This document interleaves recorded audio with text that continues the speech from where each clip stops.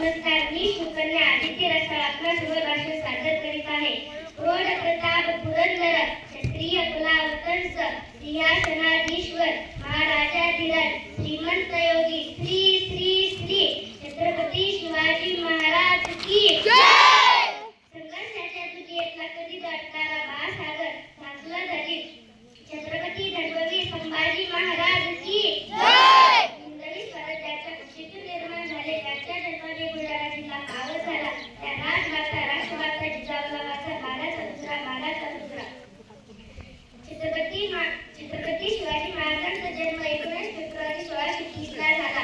त्यांची आज जयंती. भगव्या रंगात रंगलेला आजचा शिव सोहळा. शिवाजी मातेचा लेख तो मराठ्यांचा राजा होता.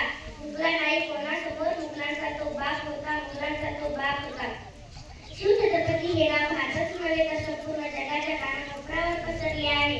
धर्माच्या घोर सगळ्यात घालून मात मोदशी जात ही आमची उलटून काळे आपल्या इतिहासाची.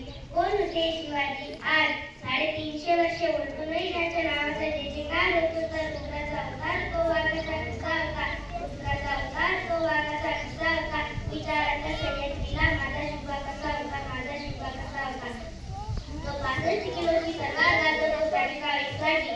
तो 2000 शत्रूंशी एकटा लढतो त्याचे नाव बाजी. तो हात तुटला तरी शत्रूंची मदत राहतो त्याचे नाव तानाजी.